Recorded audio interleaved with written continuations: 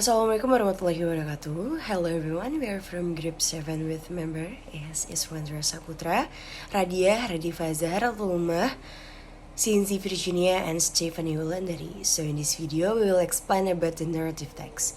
What is narrative text? Narrative text is a text that tells about an imaginative story in the past.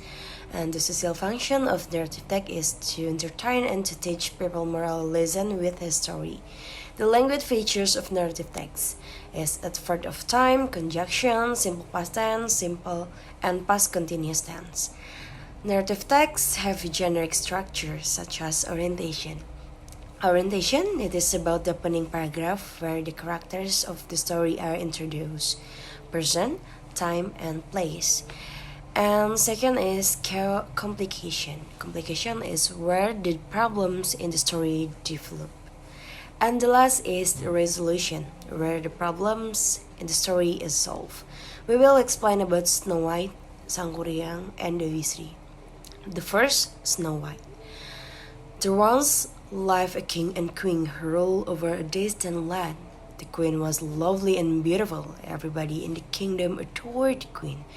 The only sadness the queen had was that she did not bear any child. Once, when she was busy with her needlework, she gazed at the sight of the falling snow out of her ebony window. A bird flew struck and alarmed the queen. Today she break her own finger with the needle. As she looked at the blood dripping on the white snow, she wished for a beautiful fair daughter. She exclaimed, "I wish to have a daughter as white as the snow, lips as red as the blood, and her hair as black as ebony." After this, the queen had her wish granted, and she gave birth to Snow White. But luck was not in favor of the queen. As soon as they gave birth to Snow White, she died. The king then married a new queen. The new queen was beautiful, but with an evil heart. She was engaged with black magic, and she also owned a magic mirror. She would ask the mirror every day, "Mirror, mirror, who is the fairest?" The mirror would reply, "You, my queen." This satisfied the queen, as she knew the magic mirror would speak nothing but the truth. One morning she again asked the mirror, "Mirror, mirror, who is the fairest?" The time the mirror replied, "You are fair, my queen, but Snow White is fairer than you." To this, the evil queen was infuriated with rage. Out of a curious, she devised a plan to kill Snow White so that she can be the fairest of all. She called her huntsmen and ordered them to kill Snow White in the forest and bring her heart as proof. The huntsman took Snow White to the forest, but the kind huntsman could not kill the innocent girl, and thus brought the queen a heart of a wild boar, replicating that of Snow White's. Snow White was all alone in the forest. She ran as far as she could get. She stopped near a little house. She entered the house and found 7 tiny beds in a row with of quail. As she was very hungry, she ate a few vegetables there and drank milk from 7 cups and was fast asleep. Next, she was awakened at the sight of 7 dwarfs gazing intently at her. The dwarf welcomed her. She introduced them as Snow White and related them to her a sad story. The dwarf sympathized with her and asked her to stay with them. So now, Snow White's life began with the 7 dwarfs. She cooked for them while they went to mine gold in the mountains. On the other side of the world, the cruel queen, believing Wild Boar's heart to be tired of Snow White, was leading her life happily in the castle. Again, she asked her magic mirror, "Who was the fairest of all?" The time too, the mirror replied that Snow White is the fairest, who is now living with the 7 dwarfs.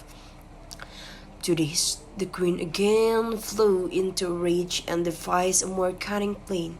She dressed up as a bigger woman and went up to Snow White and forced her to eat one of her apples that she was pretending to sell. After much insisting, Snow White finally gave a bite at the red apple. As soon as she did so, she fell to the ground. When the dwarf returned, they saw Snow White lying dead on the floor. They were very sad. They cried utterly and carried Snow White to the graveyard. On the way, the Aegon greeted an handsome prince. The prince was mesmerized at the sight of Snow White. He stopped and knelt to kiss Snow White. This was love first kiss, which broke the curse of Evil Queen. Snow White then jumped up and said, all were much relieved as Snow White came back to her life. After this, she lived with the handsome prince happily ever after. Also, the evil queen was then banished from the kingdom for her live ill deed, and she never came back. Explanation of the generic structure of the text. Introduction. In the generic structure, we have the introduction, which serves to set the initial context and introduce the main character. In this particular story, the introduction introduces the king, queen, and their desire for a child. The queen expresses a specific wish for a daughter with certain quality, creating a sense of anticipation for the event that will unfold. Complication. The complication arises as the story progresses. In this part of the generic structure, conflicts and obstacles emerge, creating tension and driving the plot forward. In the case of this story, the complication begins when the queen gives birth to Snow White, but tragically possesses a wise son after. This unfortunate event leads to the evil queen taking over the kingdom and becoming jealous of Snow White's exceptional beauty. The evil queen's envy culminates in her order to the huntsman to kill Snow White. However, the huntsman's compassionate decision to spare Snow White's life brings an unexpected turn of events. Snow White finds shelter and support with the 7 dwarfs, setting the stage for further complication and challenge. Resolution. The resolution in the final part of the generic structure, where the conflict are resolved and the story reaches its conclusion. In the story, the resolution begins as Snow White lives with the 7 dwarfs, forming a bond with them and taking on the role of caretaker and cook. However, the evil queen's obsession with Snow White continues, and she discovers through her magic mirror that Snow White is still alive. Determined to eliminate her rival, the evil queen devises a plan to trick Snow White into consuming a passionate apple, leading her to fall into a deep sleep. The resolution reaches its climax when the dwarf, mourning Snow White's apparent death, take her to a graveyard. At this critical moment, a prince arrives, adding a new element to the story. He is captivated by Snow White's beauty and kisses her, breaking the curse and reviving her from her slumber. With Snow White revived, the evil queen's reign of darkness comes to an end. The prince and Snow White find happiness together. And the story concludes with the banishment of the evil queen from the kingdom, ensuring a peaceful and joyful future for Snow White and her prince. Okay, my name is Radifa Zahratul Umah, and I will explain the language feature of narrative text Snow White. 1. Simple past tense. Examples include live, gaze, break, died, married, asked, replied, woke, welcome, cook, cried, encountered, saw, feel, carry, jump, said, leave, and banish. 2. Adverb of time. Example include once, then, every day, one morning, next, and happily ever after. 3. Conjunction. Example include and, but, so, and also. 4. Specific characters. Snow White, the king, the queen, the huntsman, the seven dwarfs, the handsome prince, and the evil queen. 5. Action verb. Example include ruled, adored, break, wished, gave birth, died, married, owned, asked, killed, broke, run, stop, entered, found, ate, drank, awakened, welcomed, related, sympathize, asked, stayed, cooked, went, mind, believed, dressed up, forced, pretending, inciting, failed, carried, encountered, saw, kissed, broke, banished, and come back. 6. Direct speech. Mirror, mirror, who is the fairest? And you are fair, my queen, but Snow White is fairer than you. Next, I will continue to answer the 5 questions provided. Let's analyze the given text and find the corresponding answer. Question number 1. Who breathed her venger and made a wish for a daughter as white as snow? The answer is the queen. Snow White's mother breathed her venger and made the wish. The answer can be found in the first paragraph of the story. It states, a bird flew straight and along their queen. To this, she pricked her own venger to its needle. As she looks at the blood dripping on the white snow, she whistled for a beautiful fair daughter. Question number 2. Who became jealous of Snow White's beauty and ordered her huntsman to kill her? The answer is the evil queen, who later became Snow White's stepmother, became jealous and ordered the huntsman to kill her.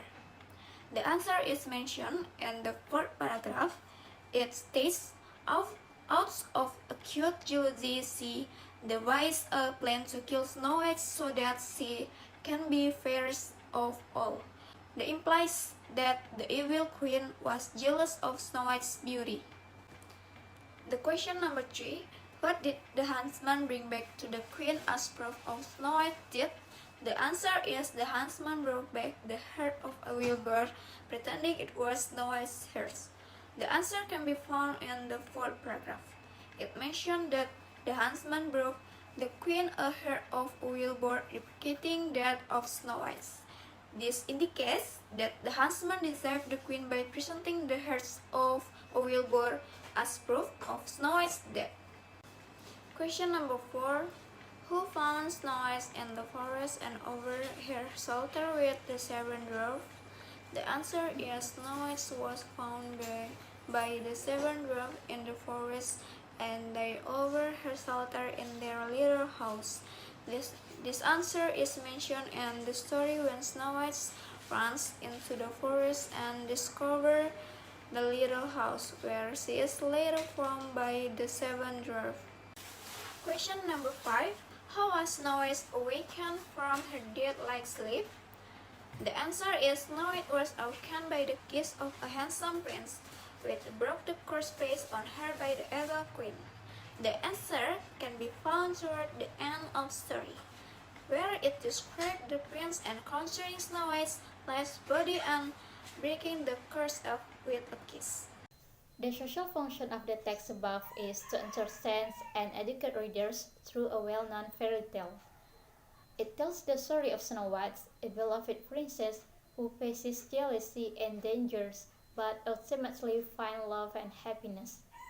The narrative aims to captivate the audience, teach moral lessons, and provide a sense of wonder and escapism. Additionally, it reinforces values such as kindness, perseverance, and the triumph of good over evil. The next is Sangkuriang. Once upon a time, there lived happy family in a nice palace called Priangan Land. They were amazing family, although the father was a black dog named Tumang, mother named Dayang Sumbi, and their son was called Sangkuriang. One day, Dayang Sumbi asked Sangkuriang to hunt a deer at the deep forest. Then he went to the dark jungle, but the fortune was not at him. He did not get a deer. He felt so sad and bored, so he decided to kill Tumang. At this time, Sangkuriang did not know that Tumang is his father. At home, Sangkuriang gave Tumang's liver his mother, but he told that it was a deer liver. Then Dayang Sumbing did not believe about what he told to her. Moreover, she did not see Tumang at home after Sangkuriang at home. Finally, Sangkuriang thought he killed Tumang. She was so angry, so asked him to go out. She also told Sangkuriang the truth that Tumang is his father. After some years, Sangkuriang became a handsome teen. He liked traveling to many beautiful places, and finally he met a beautiful and smart woman in the small village. He fell in love with her. They loved each other and talked about in the wedding plane. Unfortunately, Dayang Sumbi was shocked after looking at his wound on his head. She was really sure that he was her son, Sangkuriang. She tried to make him not to get marry her. She gave a wish that Sangkuriang could make it happen. She asked him to make a hug shape and large like only for a night. Sangkuriang was not afraid of that goose. He tried as fast and strong as he could. At the almost done of his work, Dayang Sumbi woke up the chicken to crow. Sangkuriang was so very angry. Then he kicked the sheep onto the lake.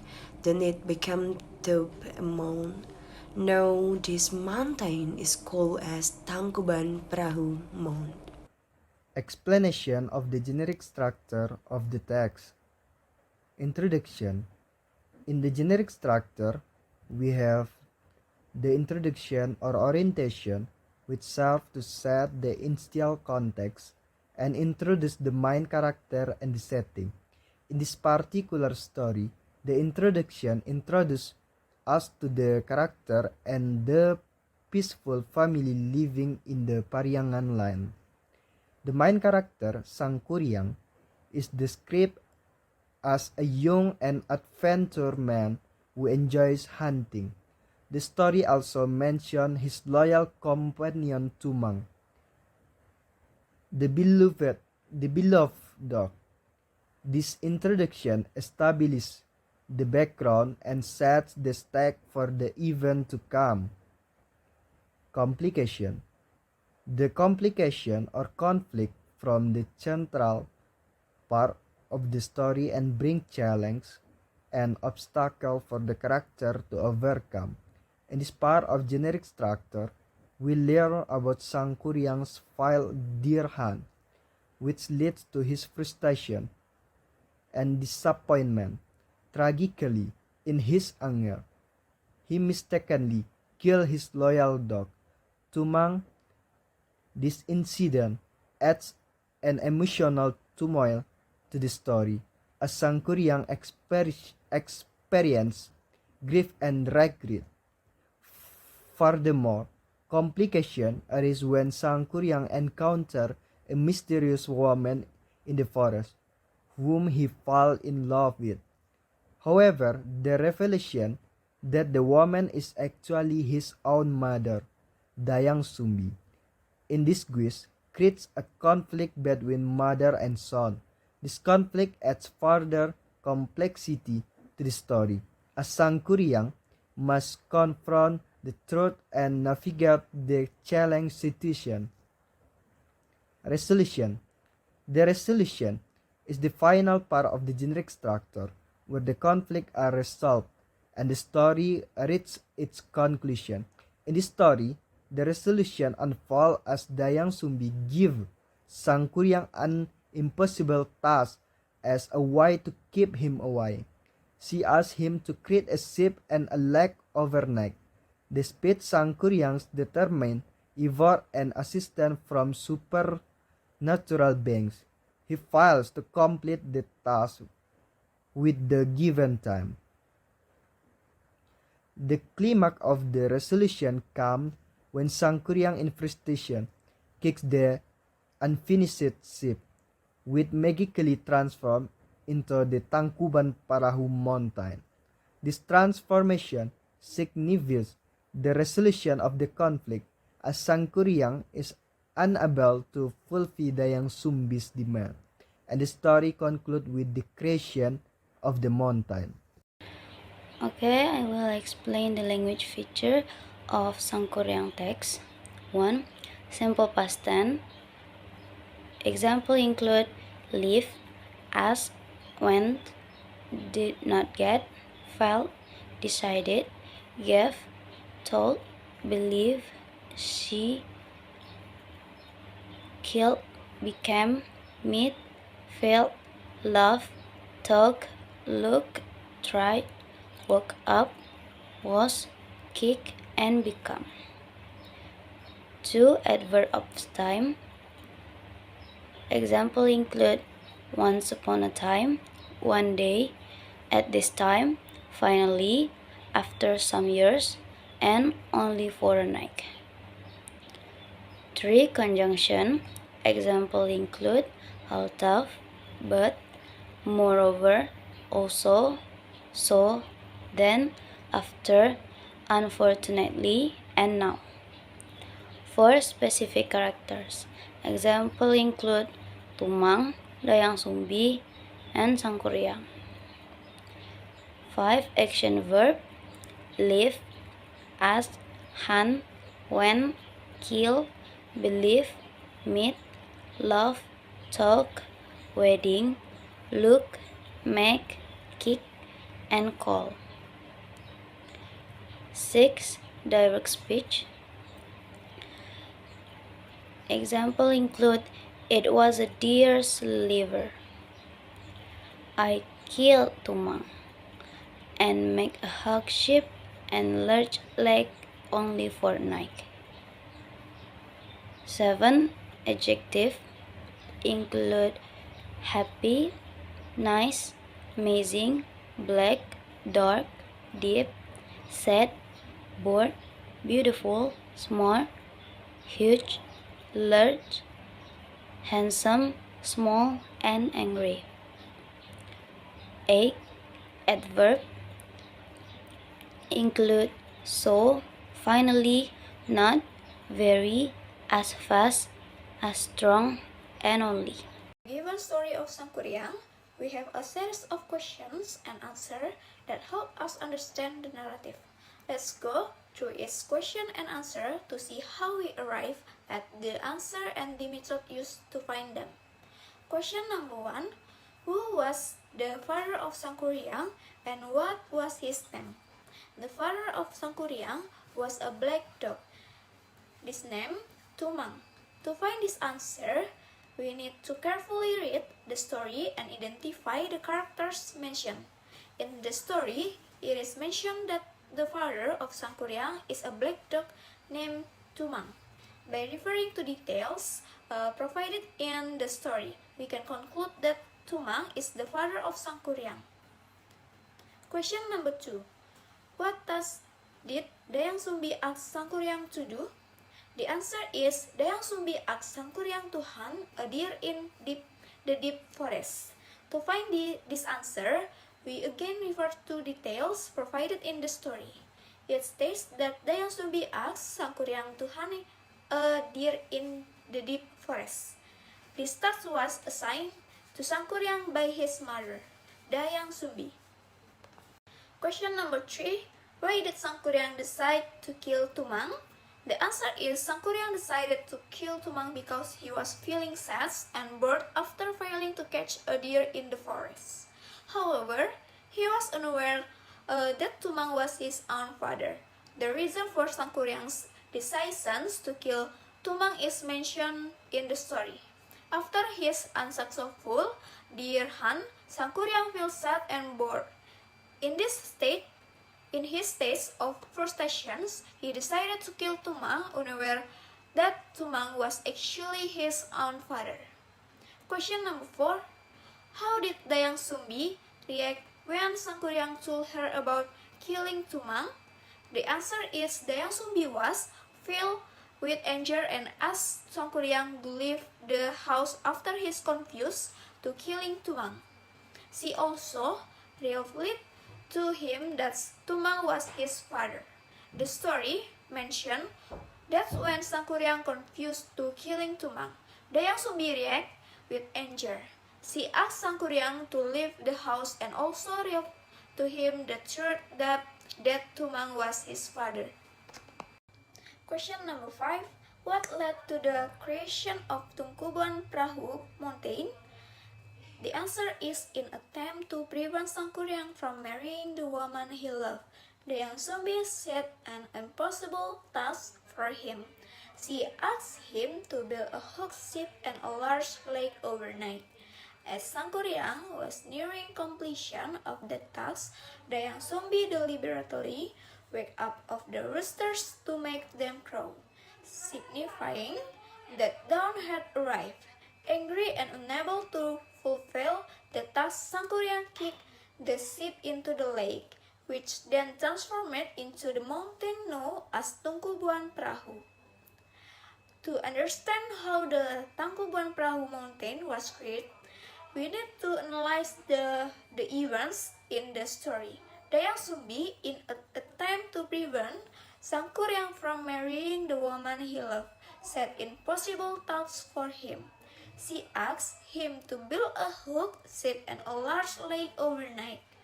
As Sangkuriang was close to completing the task, Dayang Sumbi intentionally disrupted his progress by working up the roosters to signal the arrival of dawn. The angered Sangkuriang and he kicked the ship into the lake, which then transformed into the mountain known as Tangkuban Perahu. The social function of the text is to entertain and educate readers through a fictional narrative. It tells a story that combines elements of folklore and mythology, engaging the reader with its characters, plots, and eventual explanation of the origin of a natural landmark, Tangkuban Perahu Mountain. The story aims to captivate the audience and provide moral lessons such as the consequences of disease and the importance of family bonds. The gods and goddesses to contribute their power in order to build a new palace. Anybody who disobeyed this commandment were considered lazy and would lose their arms and legs. Hearing the Batara Guru's commandment, Naga God was very anxious because he didn't have arms or legs. He might not be able to do the job, so he asked advice from Batara Narada, who was the younger brother of Batara Guru. Unfortunately, Narada was also confused. The Naga God became very upset. While the Naga God was crying for his bad luck, 3 teardrops fell all the ground. Not long after that, those teardrops became 3 beautiful shining eggs, which looked like jewels. Then Batara Narada advised him to offer those shining eggs to Batara Guru. With the 3 eggs in his mouth, the Naga God went to the Batara Guru's palace. On the way, an eagle asked him a question. Surely Naga God could not answer the question because he was holding the egg in his mouth. Seeing that the bird thought that Naga God was arrogant and the bird attacked him. Being attacked, one egg fell to earth. Then Naga God was hiding in the bushes, but the bird was waiting for him. The bird attacked for the second time, and one egg fell again. So Naga God only had one egg in his mouth. He kept moving to Batara Guru Palace. Finally, Naga God arrived at the palace. He offered the eggs to the Batara Guru, and miraculously the egg has become a very beautiful baby girl. Naga God gave the baby girl to the Batara Guru. The baby grew up into a beautiful girl and later known for Dewi Sri. Explanation of the generic structure of the text. Introduction. In the generic structure, we have the introduction, which serves to set the initial context and introduce the main element of the story. In this particular story, the introduction begins with Batara Guru's command for the gods and goddesses to contribute their power in the construction of a new palace. However, the focus shifts to the Naga god, who becomes anxious and worried due to his lack of arms and legs. This introduction set the stage for the conflict and challenge that the Naga god will face in the story. Complication. The complication or conflict from the central part of the story and bring challenge and obstacle for the character to overcome. In this part of the generic structure, we learn about the Naga god seeking advice from Batara Narada, but receiving unhelpful answer. This adds to his frustration and emotional turmoil. As a result, three treetop fall from the Naga god's eyes, which miraculously turn into beautiful shining eggs. The story further complicates as the Naga god carries the eggs. He encounters an eagle that poses a question and unable to answer it. He is attacked. This leads to the loss of two eggs, leaving him with only one remaining. This complication adds suspense and tension to the narrative as the Naga god faces setbacks and challenge on his journey. Resolution. The resolution is the final part of the generic structure where the conflicts are resolved and the story reaches its conclusion. In this story, the resolution unfolds as the Naga god arrives at Batara Guru Palace and over the remaining eggs has his contribution.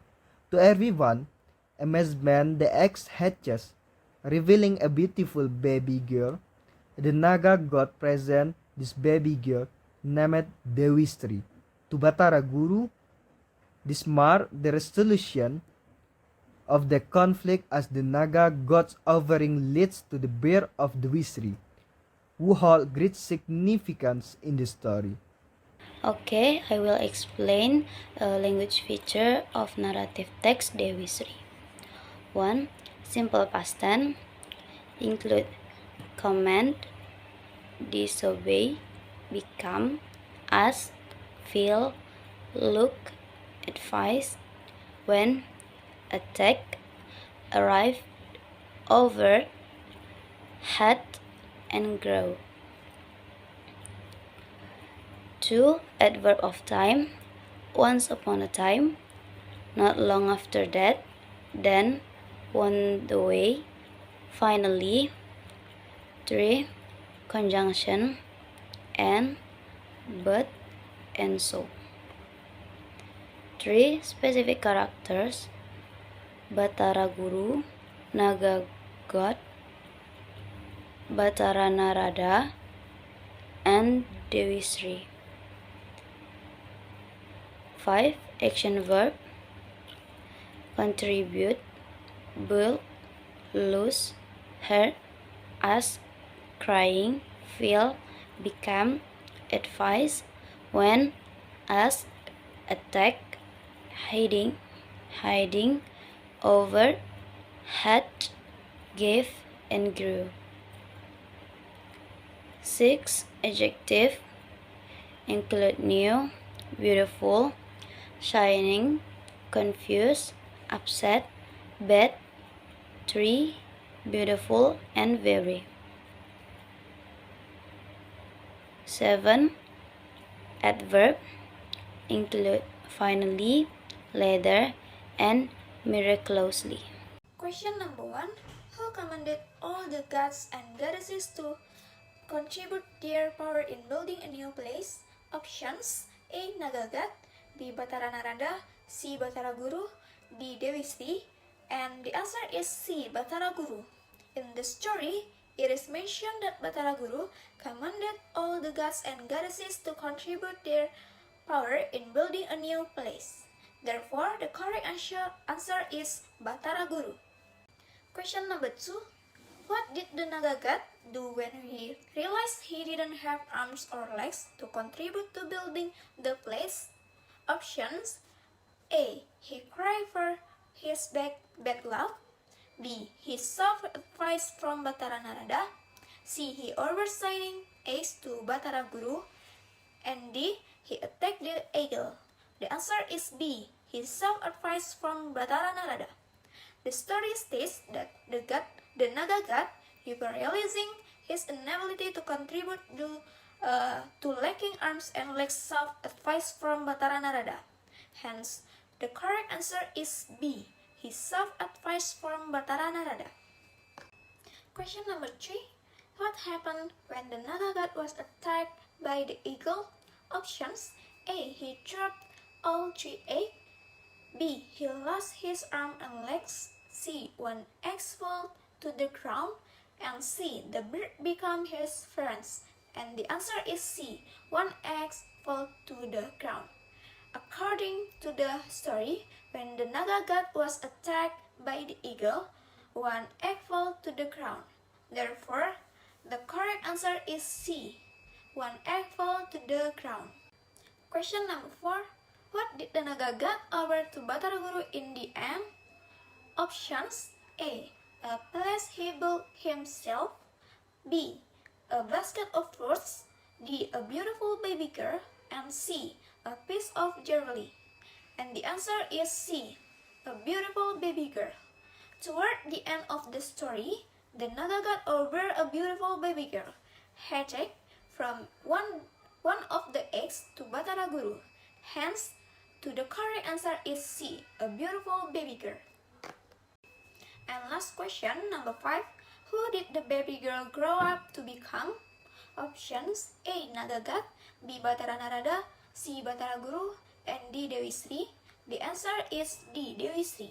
As the story progresses, the baby girl offered by the Naga god grows up to become Dewi Sri. Therefore, the correct answer is D. Dewi Sri. The social function of a text is to entertain and engage the readers through a telling of a story. It is a narrative text that presents a mythical tales involving gods, goddesses, and mythical creatures. The story serves as a form of cultural heritage or folklore, sharing the origin story of Dewi Sri. It might be passed down through generations to entertain and educate listeners about traditional beliefs, values, and customs. Additionally, the story may also convey moral lessons or teaching related to themes such as obedience, sacrifice, and perseverance. Overall, the social function of the text is to entertain, educate, and preserve culture's traditions.